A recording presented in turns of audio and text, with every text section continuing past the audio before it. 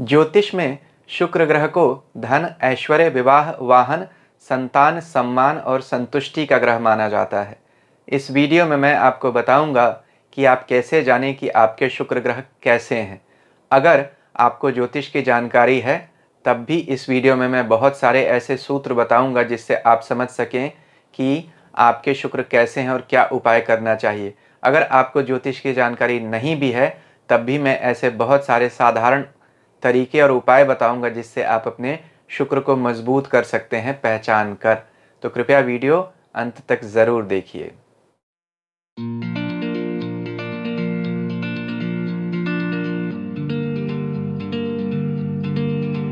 ओम नमः शिवाय।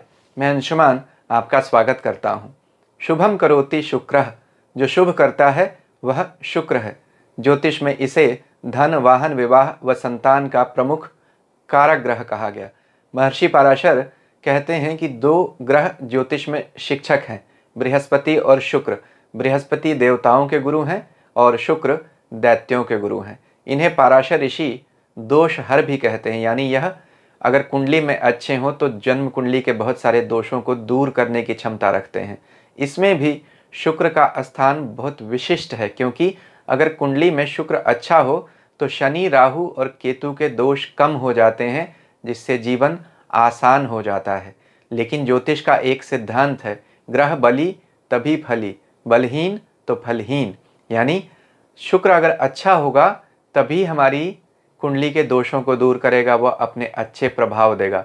अच्छे शुक्र पर मैंने एक वीडियो बनाया है जिसका लिंक मैं इस वीडियो के अंत में दे दूंगा।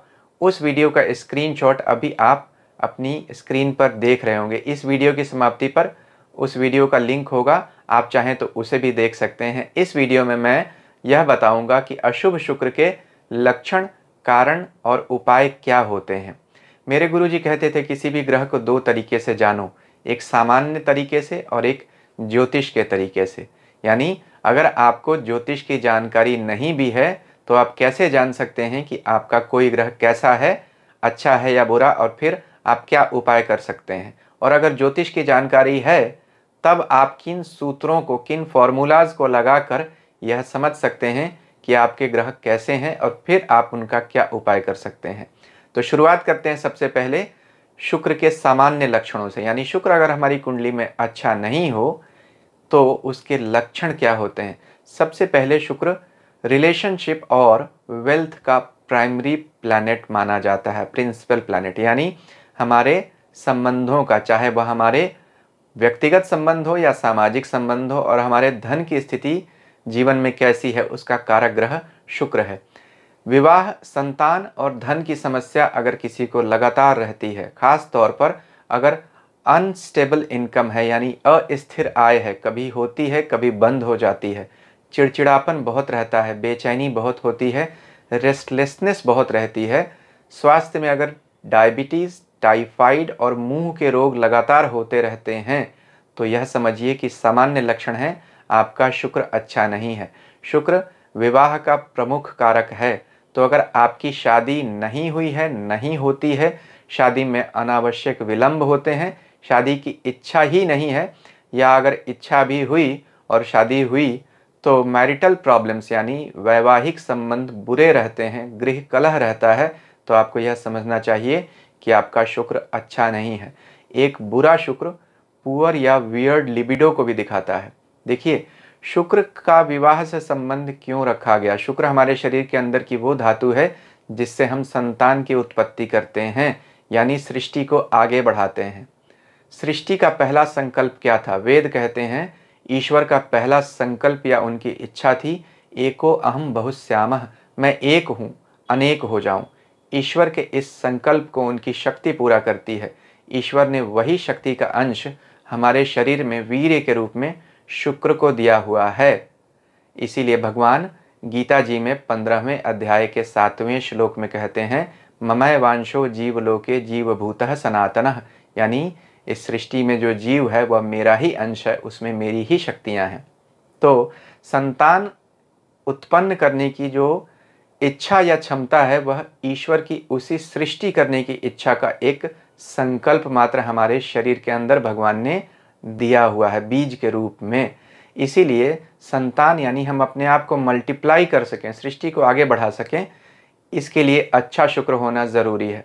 तो बहुत सारे लोग जिनको संतान की समस्या होती है, लो स्पर्म काउंट है या किसी तरह की शारीरिक समस्या है जिसकी वजह से संतान उत्पत्ति में तकलीफ है, तो समझिए आपका शुक्र अच्छा नहीं है। शुक्र को वीर्य भी कहा गया, वीर्य से ही वीर शब्द बना है। वीर यानी उत्साह, जिसमें वीर्य कम होगा वह निर्बीज होगा यानी उत्साहहीन होगा। लाइफ स्टाइल में भी उसके हमेशा लोनेस रहेगी यानी वाइटैलिटी कम रहेगी, उत्साह कम रहेगा। बहुत सारे लोग कहते हैं मंगल हिम्मत का कारक ग्रह है, लेकिन अगर आपका शुक्र कमज़ोर होगा तो आपका मंगल बिल्कुल निष्प्रभावी हो जाएगा, क्योंकि जब तक वीर्य नहीं होगा, जब तक आप में वीरता नहीं होगी, तब तक आप में शस्त्र उठाने की भी हिम्मत नहीं होगी। वीर की परिभाषा जयशंकर प्रसाद अपने चंद्रगुप्त नाटक में कहते हैं, हिमाद्रि तुंग श्रृंग से प्रबुद्ध शुद्ध भारती, स्वयं प्रभा समुज्ज्वला स्वतंत्रता पुकारती, अमर्त्य वीर पुत्र हो दृढ़ प्रतिज्ञ सो चलो, प्रशस्त पुण्य पंथ है बढ़े चलो।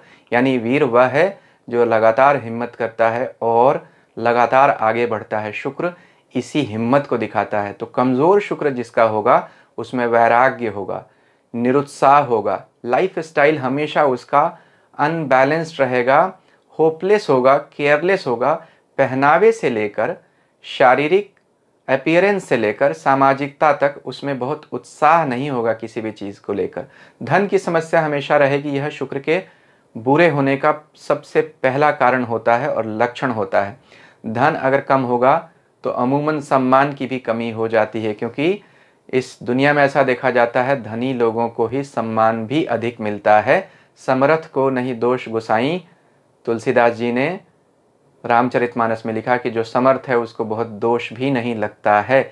इसलिए धन की कमी के कारण जो हमारा सम्मान कम हो जाता है सोसाइटी में, जो कि एक अच्छी बात नहीं है, लेकिन फिर भी ऐसा आमतौर पर देखा जाता है कि जिसके पास पैसा कम है उसको लोग सम्मान भी कम देते हैं। तो इसके लिए भी शुक्र ग्रह जिम्मेदार बनते हैं, यानी शुक्र हमारे कहीं ना कहीं सम्मान के भी कारक बनते हैं। यह बात वर्क प्लेस पे भी लागू होती है। अगर आपका शुक्र कमज़ोर होगा तो आप में चार्म कम होगा और आपके काम की जगह पे भी आपको बहुत अधिक सम्मान नहीं दिया जाएगा, आपको बहुत अधिक जिम्मेदारियां नहीं दी जाएंगी, लोग आप पर भरोसा कम करेंगे। अब यह तो सामान्य बातें हुई, इसके अलावा स्वास्थ्य पर शुक्र का क्या प्रभाव पड़ता है। अगर आपका शुक्र अच्छा नहीं है तो स्पर्म काउंट की प्रॉब्लम होगी, स्किन की समस्याएं होंगी। एंडोक्राइन सिस्टम के लिए शुक्र जिम्मेदार प्लैनेट माना जाता है। हमारे शरीर की जितनी भी ग्रंथिका तंत्र हैं, जो हमारी ग्लैंड्स हैं, ग्लैंडुलर सेक्रेशंस हैं, उनके कारक ग्रह शुक्र माने जाते हैं, क्योंकि वीर्य भी और कहीं ना कहीं जो थायराइड की भी जो समस्याएं होती हैं वह शुक्र की वजह से होती हैं। तो जितने ग्लैंड्स हैं, हार्मोन्स हैं, हमारा मेटाबॉलिज्म है, डायबिटीज़ की प्रॉब्लम है, थायराइड की प्रॉब्लम है, वह सब शुक्र की वजह से है। शुक्र को रस कहा गया शरीर का। भगवान के बारे में कहा जाता है रसो वैसह, जो रस है वह ईश्वर है। इसलिए रस की कमी अगर शरीर में होगी, यानी सिक्रेशन प्रॉपर नहीं होगा ग्लैंड से, तो शुक्र बुरा होगा, उसके कारण यह बीमारियां होंगी। मुख रोग ज्योतिष में कहा गया, जिसका शुक्र बुरा होता है उसके मुख रोग होते हैं और मुंह पर या चेहरे पर चोट के निशान पाए जाते हैं। यह भी आमतौर पर आप समझिए, आपके चेहरे पर अगर ज़्यादा दाग धब्बे हैं, चोट के निशान हैं, चेहरे में कांति कम है, अपीयरेंस लो है, तो यह शुक्र के बुरे होने की एक निशानी होती है।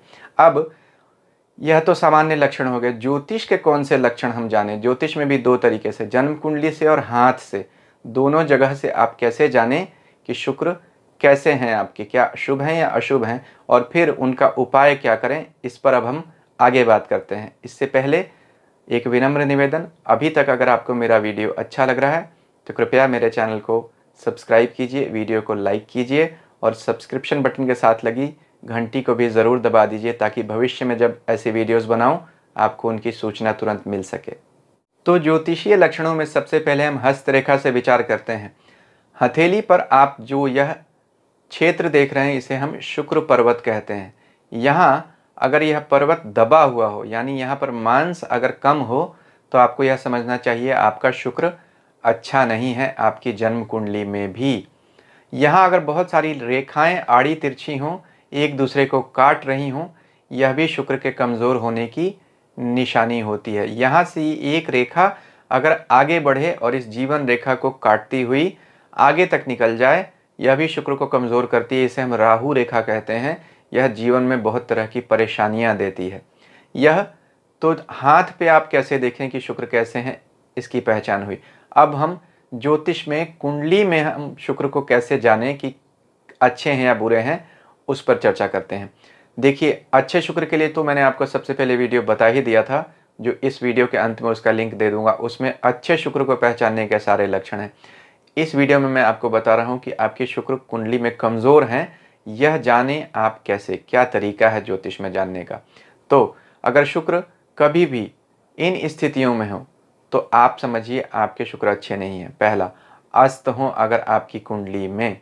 दूसरा, शत्रु राशि में हो, मंगल की राशि में हो, सूर्य की राशि में हो, इन राशियों में शुक्र अच्छा परिणाम देते हुए नहीं देखे जाते हैं।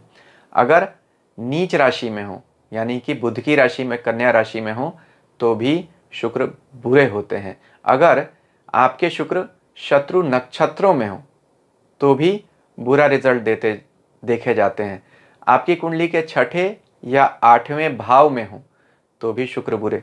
छठे, आठवें, 12वें भाव के स्वामी के साथ कहीं बैठे हों या उनकी दृष्टि शुक्र के ऊपर जा रही हो तो भी शुक्र बुरा परिणाम देना शुरू कर देते हैं। और सिर्फ यह लग्न कुंडली में ही नहीं देखें, इसके अलावा चंद्र कुंडली में भी देखें। महर्षि पराशर 16 तरह की वर्ग कुंडलियों की बात करते हैं जिनसे हम जीवन के विभिन्न क्षेत्रों का विचार करते हैं। इसमें शुक्र जो है वह आपकी जन्म कुंडली के नवमांश कुंडली, सप्तमांश कुंडली और चतुर्थांश कुंडली के कारक ग्रह माने जाते हैं। क्यों? नवमांश यानी D9। नवमांश कुंडली से हम भाग्य, स्त्री और धन का विचार करते हैं। इन तीनों चीज़ों के लिए शुक्र का मजबूत होना ज़रूरी है, इसलिए वह कारक है। सप्तमांश कुंडली से हम संतान का विचार करते हैं, पुत्र या पुत्र के पुत्र या पुत्री। तो अपने बच्चों के लिए या परिवार में और बच्चों के भी बच्चों का विचार करने के लिए आपको सप्तमांश कुंडली देखना पड़ता है, इसलिए उस D7 चार्ट के भी कारक बनते हैं। चतुर्थांश कुंडली यानी D4 कुंडली, चतुर्थांश कुंडली के भी कारक शुक्र इसलिए बनते हैं क्योंकि चतुर्थांश कुंडली से हम वाहन और घर का विचार करते हैं। तो देखिए आप, चतुर्थांश, सप्तमांश और नवमांश इन तीन कुंडलियों के कारक माने जाते हैं शुक्र। तो यहाँ भी आपको इन बातों का विचार करना पड़ेगा जो मैंने वीडियो में भी पहले बताया। यानी लग्न कुंडली में जो नीच ग्रह, शत्रु ग्रह, नीच राशि, शत्रु नवांश, यह सब आपको विचार करके रखना पड़ेगा।